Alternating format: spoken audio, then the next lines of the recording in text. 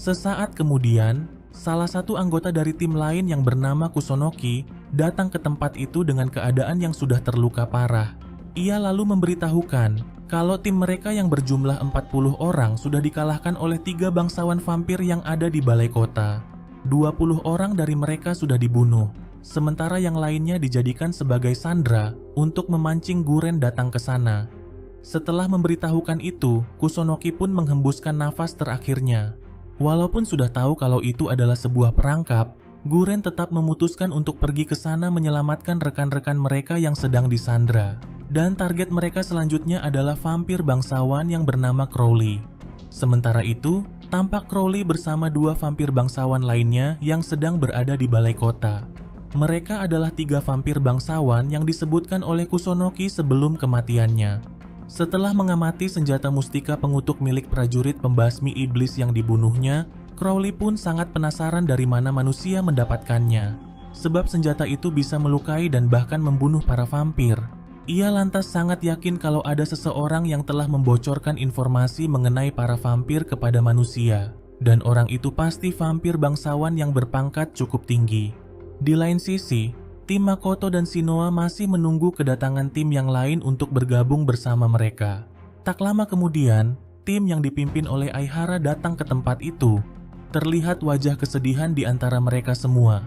Walaupun misi mereka berhasil, tapi Aihara harus kehilangan 8 anggota timnya. Yuichiro lalu meminta Aihara bersama timnya untuk beristirahat sejenak, sementara mereka yang akan mengawasi wilayah ini sampai Guren datang. Setelah menunggu beberapa saat, Guren akhirnya datang dan bergabung bersama mereka. Ia pun cukup terkesan melihat tim Makoto dan Shinoa yang masih dalam keadaan utuh. Makoto yang semula pesimis juga kini memuji kemampuan Yuichiro dan teman-temannya. Guren lalu memberitahukan pada mereka bahwa 9 tim yang ditugaskan menangani 3 vampir bangsawan di balai kota telah dikalahkan. Dan misi mereka selanjutnya adalah mengalahkan para vampir itu dan menyelamatkan rekan-rekan mereka. Guren lalu membawa tim Shinoa dan Makoto menuju balai kota. Sementara Aihara dan timnya ditugaskan untuk menunggu tim lain yang belum bergabung.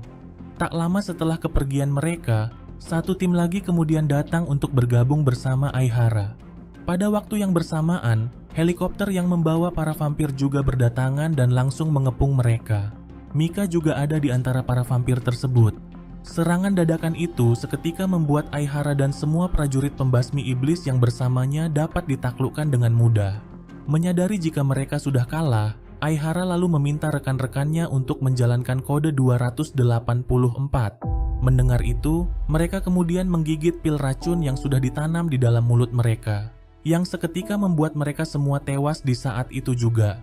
Melihat itu, Mika kemudian langsung mengambil pil dari mulut Aihara untuk mencegahnya mengakhiri hidup. Mika lalu berbisik dan memintanya untuk berpura-pura mati. Jika ingin hidup, Mika lantas memintanya untuk memberitahukan di mana Yuichiro saat ini. Awalnya, Aihara menolak dan meminta Mika untuk segera membunuhnya. Kedua rekan Mika kemudian mengajaknya untuk bergabung dengan Crowley yang berada di balai kota. Mendengar mereka yang akan pergi menuju ke sana, Aihara lalu bangkit dan langsung menyerang Mika. Ia lalu memberitahukan pada Mika bahwa Yuichiro juga sedang menuju ke balai kota. Dan jika mereka pergi ke sana, Yuichiro dan rekan-rekannya akan berada di dalam bahaya. Aihara yakin kalau Mika pasti orang yang sangat mengenal baik Yuichiro. Karena itulah ia memberitahukan informasi tersebut. Setelah itu, Aihara lalu memberikan informasi palsu kepada 2 rekan Mika dengan mengatakan bahwa pasukan pembasmi iblis yang lain saat ini sedang menuju kebun raya. Untuk yang kedua kalinya, Aihara lalu meminta Mika untuk segera menghabisinya. Karena sudah tak ada lagi yang tersisa dari dirinya. Tapi Mika menolak dan menyuruhnya untuk mengakhiri hidupnya sendiri. Di saat mereka hendak pergi, Aihara malah menyerang mereka menggunakan panahnya dari belakang. Mika pun langsung memenuhi permintaan Aihara dengan menghabisinya di saat itu juga. Setelah itu, Mika lalu meminta kedua rekannya untuk pergi lebih dulu menuju kebun raya. Sementara dirinya akan pergi untuk memeriksa tempat yang lain. Mika berdalih kalau mereka tak boleh mempercayai informasi dari manusia begitu saja. Sementara itu, Guren bersama timnya sudah sampai di balai kota. Setelah mengamati tempat itu, Guren akhirnya menemukan di mana rekan-rekan mereka disandra. Sebelum menyelamatkan para sandera, mereka akan terlebih dahulu menguji kekuatan ketiga vampir bangsawan yang akan mereka hadapi. Jika kekuatan para vampir itu terlalu kuat bagi mereka, maka mereka tak punya pilihan selain meninggalkan para sandera. Yuichiro pun sangat tidak setuju akan hal itu, tapi Guren langsung memberitahukan kalau keutuhan pasukan mereka sangatlah penting, karena tugas mereka sebenarnya adalah menahan para vampir selama mungkin berada di kota ini, untuk mengulur waktu bagi pasukan utama pembasmi iblis yang masih berada di benteng Shibuya. Dengan kata lain, misi mereka kali ini hanyalah sebagai pengalih perhatian. Setelah menemukan keberadaan vampir bangsawan yang menjadi target mereka, Yoichi kemudian langsung melepaskan tembakan. Akan tetapi, serangan itu tidak ada apa-apanya bagi Crowley. Yoichi pun langsung menyadari kalau itu adalah vampir bangsawan yang pernah mereka temui saat di Shinjuku. Dan dia adalah vampir yang benar-benar sangat kuat. Shinya lalu mengatakan kalau mereka kini mempunyai dua pilihan. Pertama, yaitu menembak para sandera sebelum mereka disiksa. Atau yang kedua, mereka membagi dua pasukan untuk melawan para musuh dan menyelamatkan para sandera. Dan tentunya pilihan yang kedua akan sangat beresiko tinggi. Setelah berpikir sejenak, Guren pun memilih opsi yang kedua. Ia lalu menugaskan tim Makoto dan Shinoa untuk menyelamatkan para sandera. Sementara ia dan Shinya yang akan menghadapi Crowley dan para bawahannya. Setelah misi menyelamatkan para sandera selesai, Guren memerintahkan mereka untuk bergabung dengan pasukan lain yang sudah menunggu di bandara. Di sana akan ada helikopter yang sudah siap untuk membawa mereka pergi. Sesaat kemudian, Guren bersama timnya kemudian mulai bergerak menuju gedung balai kota. Dengan kemampuan sihir ilusinya, Goshi lalu menahan para vampir kroco yang menghadang mereka. Pada waktu yang bersamaan, Makoto bersama timnya juga membebaskan rekan-rekan mereka yang disandra. Sementara itu, Guren dan Shinya segera masuk ke dalam gedung balai kota untuk menyerang Crowley. Akan tetapi, Crowley masih terlalu kuat untuk mereka hadapi. Melihat itu, Goshi lantas melarang rekan-rekannya untuk pergi ke sana, karena mereka justru akan semakin menghambat. Begitu juga dengan Makoto dan timnya, yang lebih memilih untuk mengutamakan menyelamatkan para sandera. Tapi berbeda dengan Yuichiro dan teman-temannya, yang lebih memilih untuk pergi membantu Guren. Sementara itu, Guren harus bertarung mati-matian menghadapi Crowley dan berusaha kabur darinya. Namun, Crowley tak membiarkan mereka pergi begitu saja. Ia pun berhasil menangkap Guren dan membuatnya terluka parah. Di saat Guren hendak dihabisi, Yuichiro dan timnya tiba-tiba muncul dan langsung menyerang Crowley. Tapi sialnya, dua vampir bangsawan lainnya datang dan dapat dengan mudah menghadang serangan mereka. Yuichiro dan Shinoa pun sampai tidak berdaya dibuat oleh kedua vampir tersebut. Tak ada pilihan lagi, Shinoa lalu memerintahkan mereka semua untuk segera mundur. Begitu juga dengan Guren yang terus meminta mereka agar segera pergi meninggalkannya. Tapi Yuichiro masih bersikeras untuk menyelamatkannya. Mau tak mau, Kimizuki lalu membawanya secara paksa pergi dari tempat itu. Di saat kedua vampir bangsawan itu hendak mengejar mereka, seluruh bangunan itu tiba-tiba saja dipenuhi oleh lahar yang sangat panas. Ternyata, ini adalah teknik sihir ilusi milik Goshi. Crowley pun cukup terkesan dengan kekuatan ilusi tersebut, karena sampai bisa mempengaruhi pikiran vampir bangsawan seperti dirinya.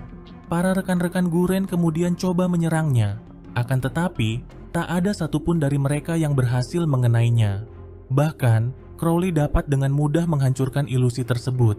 Sementara di tempat yang berbeda, terlihat Kureto yang sedang mempersiapkan seluruh pasukannya untuk berangkat menuju Nagoya. Selain itu, mereka juga tampak membawa sebuah muatan khusus ke dalam heli. Setelah berhasil kabur dari balai kota, Yuichiro kemudian melampiaskan amarahnya kepada yang lain dan berkata bahwa mereka tak boleh meninggalkan Guren begitu saja. Shinoa kemudian berusaha menenangkannya. Ia mengatakan bahwa apa yang dirasakan oleh Yuichiro tidak ada apa-apanya jika dibandingkan dengan Shinya, karena Shinya sendiri sudah sangat lama bersama dengan Guren. Tapi walau demikian, Shinya masih bisa menahan kesedihannya. Sesuai arahan Guren sebelumnya, mereka lalu hendak pergi menuju bandara untuk menyusul tim Makoto yang sudah lebih dulu pergi ke sana. Tapi lagi-lagi Yuichiro menolak untuk pergi bersama mereka. Ia tak bisa meninggalkan Guren yang sudah dianggapnya sebagai keluarga. Yuichiro lantas teringat kembali di saat Guren menyelamatkannya pada 4 tahun yang lalu. Pada saat itu, dirinya masih mengalami trauma berat atas apa yang baru terjadi padanya. Di masa sulit itu, Guren selalu ada untuk memberikan semangat dan juga motivasi untuknya. Guren meminta Yuichiro untuk terus berjuang melanjutkan hidup, sampai tiba saatnya di mana seseorang akan membutuhkan pertolongannya.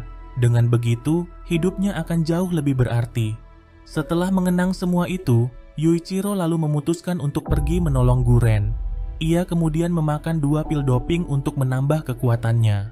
Hal itu lantas membuat Shinoa dan yang lainnya sangat panik, karena sebelumnya Yuichiro sudah memakan 2 pil dalam 1 hari ini.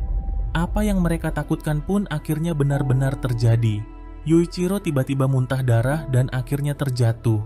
Saat diperiksa, jantung Yuichiro sudah tidak berdetak lagi. Shinoa dan yang lainnya pun seakan tidak percaya dengan apa yang baru saja terjadi. Sementara itu, Mika bersama 5 vampir bawahannya akhirnya sampai di balai kota. Secara mengejutkan, ia kemudian langsung menghabisi ke-5 vampir bawahan tersebut. Di dalam alam bawah sadarnya, Yuichiro bertemu kembali dengan Asura Maru. Yuichiro kemudian meminta Asura Maru agar memberikannya kekuatan. Tapi Asura Maru mengatakan kalau Yuichiro saat ini sudah mati, karena pil yang diminumnya telah menghancurkan organ dalam dan juga jantungnya dalam sekejap. Bahkan, kemampuan regenerasinya sudah mustahil untuk menyembuhkannya. Tapi yang menjadi pertanyaannya, Asura Maru tak memahami kenapa Yuichiro bisa berada di tempat ini. Karena di sini bukanlah alam barzah sesudah kematian. Itu artinya, secara teknis Yuichiro belum benar-benar mati. Asura Maru lantas menduga kalau para malaikatlah yang telah memaksa Yuichiro agar tetap hidup. Perhatian Yuichiro kemudian teralihkan pada sebuah terompet sangkakala yang tergeletak di tempat itu. Asura Maru lalu memperingatkannya agar jangan mendekati benda itu, karena benda itu sangat berbahaya. Tiba-tiba saja, jantung Yuichiro kembali berdetak. Asura Maru kemudian langsung memberikan kekuatannya pada Yuichiro untuk membuatnya tersadar kembali. Tak mau berlama-lama lagi, Yuichiro kemudian segera pergi menuju balai kota. Ia lalu menyerang Crowley dengan segenap kekuatannya. Tapi walau sudah mendapat kekuatan tambahan, Yuichiro masih belum mampu untuk menandingi kekuatan vampir tersebut. Bahkan, Guren yang sudah terluka harus bangkit untuk melindunginya. Hal itu lantas membuat Yuichiro sangat marah dan juga frustasi. Setelah semua yang dilaluinya, tapi kekuatannya masih belum cukup juga. Crowley lantas berceloteh kalau Yuichiro memang ditakdirkan untuk menjadi ternak. Kata-kata itu seketika membuat amarah Yuichiro meledak dan tak bisa terkontrol lagi. Melihat itu, Guren lalu memperingatkannya untuk menenangkan diri. Jika terus begini, iblis akan mengambil alih tubuhnya. Tapi Yuichiro sama sekali tak peduli dengan peringatan tersebut.